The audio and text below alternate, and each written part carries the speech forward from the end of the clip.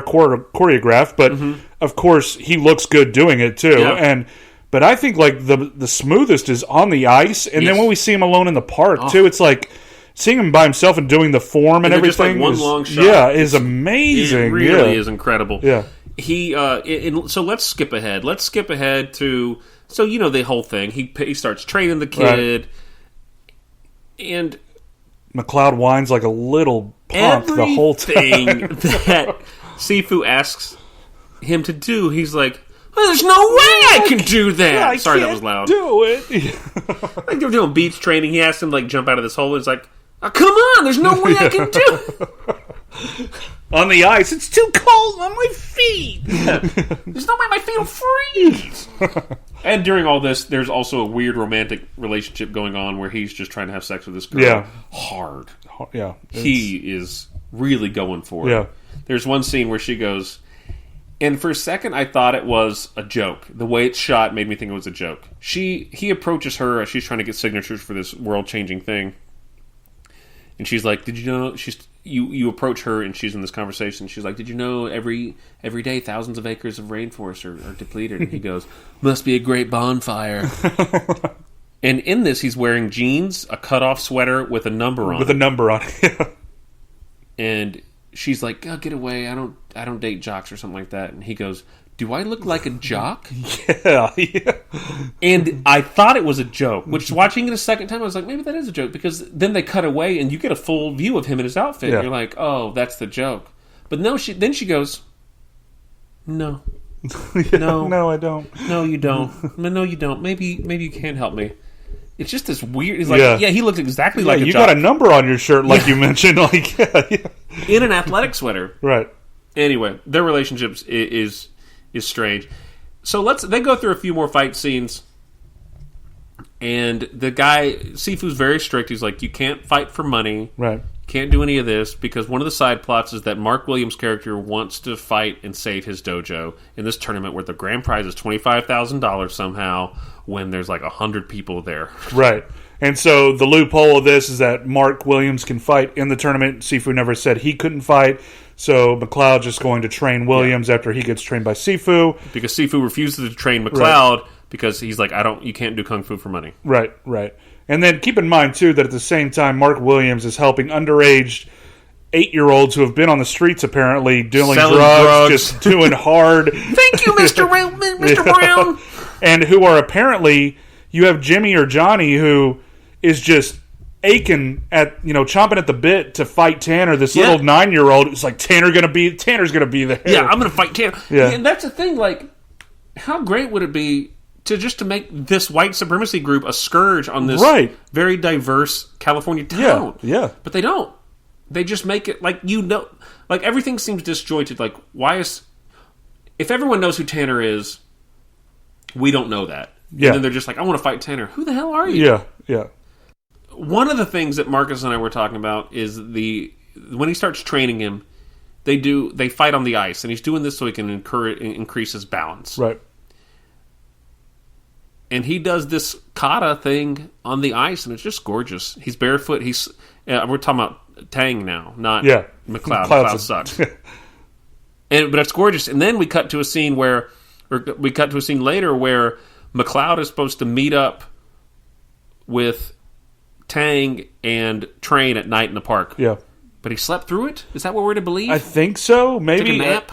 Yeah. I mean, no. So that didn't come after him and Kimberly hooked up, did it? No, that was it comes prior. before. So, yeah. I mean, I don't think we're really led to see how he was late. He just overslept. Or was he early? It is weird. Yeah. The whole scene... This is another part where the movie gets very strange, in that he shows up to the park and he sees Tang training by himself. Right. And this is where you just get these long shots of Tang doing these kung fu moves, and it's just great.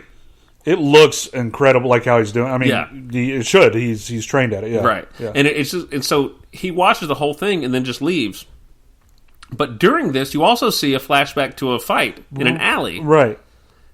And you don't know where this is coming from or why. Yeah, I don't know if that really... Did it happen? I mean... That's what I can't tell. Yeah. I can't tell if we're supposed to be like, in his mind, he's envisioning this fight. Yeah. And this is how So the kata is like you're normally a series of these moves, a kata, as I know them called in Taekwondo or something, is here's how a fight might happen. And so you're using these moves as both meditation and exercise and to train your body.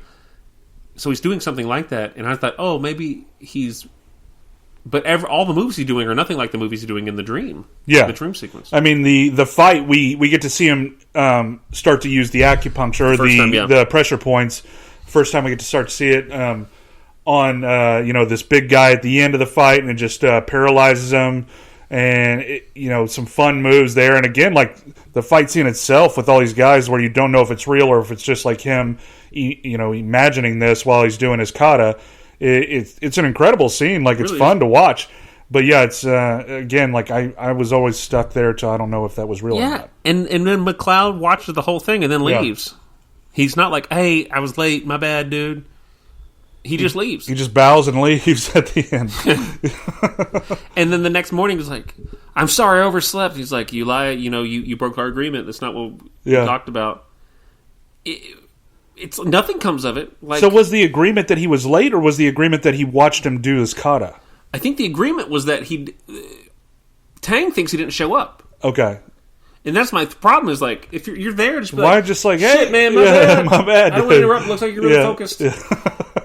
But he was late, and so he just decided not to show up at all. But then the next day, he wasn't like, I saw what you were doing. It was wonderful. Yeah. No. He finally convinces Tang that he's sorry, and Tang invites him to his house. Yep. Tang's like, wait here.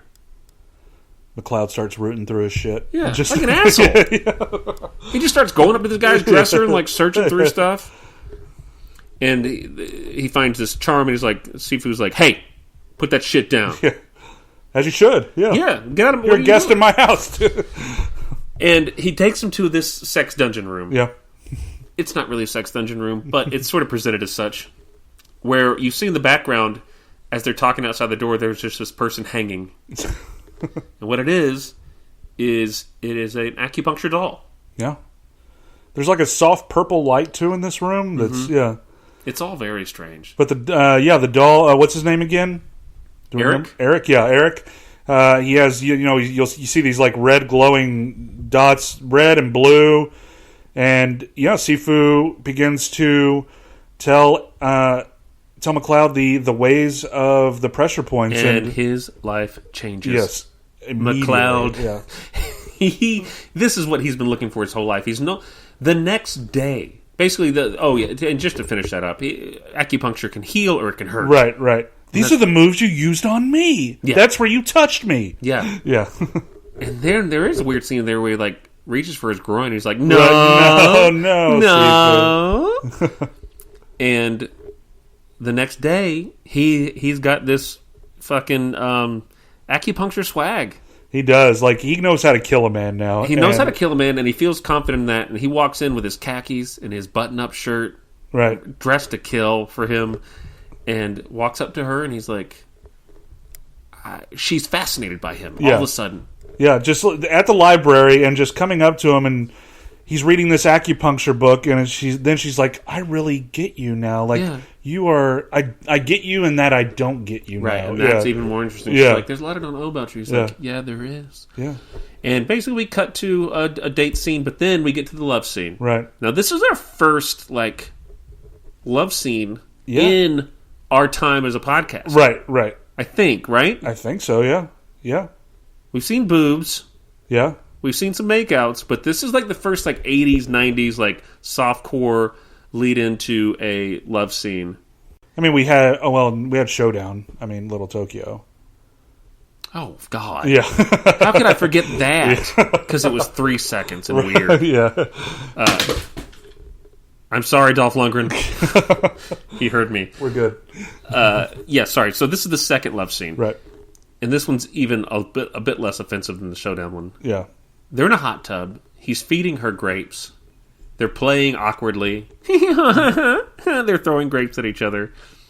And then she randomly says, turn the bubbles off.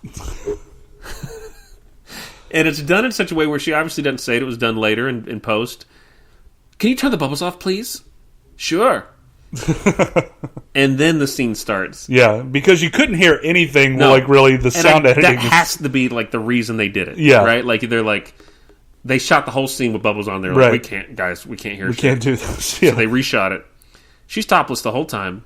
Now they're just sitting in a tepid bowl of water and just... No bubbles, and that's what a hot tub becomes. Yeah. Broth. Yeah. Human broth. Just a dirt broth of... And she's like, you've really changed over the past month. It's like, nah, he changed in one day. Yeah. And she's like, what? He's like, it's acupuncture. It's changed the way I look at things. And he starts explaining acupuncture on her, tracing the lines on her body. Yeah, leads up to your lips. Yeah, and she goes, oh, okay. Well, what if I'm in pain? How do you fix that? He goes, this is the line. He goes, you have to stimulate it. He whispers in it, and then they make out. Her head stays still, and his head rotates 360. 360 degrees over and over and over again. It's a pivot and just a circular with him, just her staying stationary. And he's a different man, so he goes to the studio and he's like, listen, everybody, I figured out what's wrong with the world. This is wrong. I'm not going to fight in the tournament. Can't do it. And then the racist grit gang crashes. And here's where things... there is no logic anymore. No, we've thrown it out the window. Because we get introduced to a new villain. Right. We get introduced to what might be the main villain. Right. And he seems like, okay, this guy's quiet, doesn't say anything, just spits in his hands. Looks about to be 6'8", 6'9". Yeah. He's huge. And to intimidate Ken McLeod, to get him to fight, he kisses or spits in both of his hands and then rubs Ken McLeod's cheeks. Yeah. In some type of intimidating way. Yeah. But it's not. I was just left dumbfounded. It's like, I was, yeah. Is he scared? What's happened? Yeah, I don't know. Again, we're both dumbfounded as to what brought this on. As we know that Tanner got injured, so he can't fight now. Tanner got injured at the mall fight. Yeah, which is also when Mark got injured. Right, Mark Brown got injured at the mall fight. The mall fight happens after this. Because this is when we meet the big guy and the big guy. Let's cut to the mall fight. Because later a mall fight happens, and this is where shit gets even weirder. McLeod leaves the group alone. They're all there. They're all having fun. McLeod leaves the group alone to go buy shoes. Yep. He says, I'm going to get those shoes. Yeah, go get the shoes, dude. All right, see you later. High five. Mall shit. Yeah, mall shit. And just going through the food court, beating up plants, jumping on shit like bad kids in the 80s do, or 90s. They approach, and immediately the leader of the White Tigers is mad that Mark is with the girlfriend. Right, the white girl. He's like, oh, what a disgrace to our race. Yep. Immediately goes to that. Yep. He doesn't... No introduction, nothing, just... Yeah. And he's about to hit her. Yeah. He's about to backhand her, yeah. And then some students jump in, there's this big fight. And this is also a thing. They bungled everything. Because now Mark gets injured. Right. Yeah. So the person who's been taking the brunt of this racial torment can't defend himself anymore. Can't defend himself. The man who we should have been behind more than McLeod in the whole way. He needs the money for the karate studio to help kids. Yeah. He's the brunt of all this racial... McLeod's just doing this for ego. That's it. That's it. So, not only do we get the introduction of this new villain, we also don't get to see the guy who's at the crux of everything get to defend himself. We get to see the white guy come in and fight everybody. Yeah. And granted, when you realize he is going to fight, it's pretty cool. Yeah. They do a good job with that. Well, we can't, because at this point, now that Mark is injured, his arm is broken. Yeah. Who's going to take down the White Tigers? Because God forbid this white supremacy karate group get $25,000. They're going to start? Yeah. Yes, they start a war. Yeah. I don't know what else to branching out. I mean, other parts of California now. White Tigers. I mean, that could have changed the history of the world right there. Yes. Gosh, I mean, I shudder to think what they would have done with $25,000. So you get to the tournament and you realize Ken's going to fight against Sifu's wishes. Yeah. But they kind of get... I got to tell you, we'll do our best to describe what happens here, but it is... It's all over the place. Because technically, we've had a boss fight. We have it's already. Not the boss fight, apparently. Because you got this tall guy, he's kicking everyone's ass, and then all of a sudden they start showing this other guy kicking everybody's ass. Yeah, being a real asshole, but he's not in the Tiger Claw or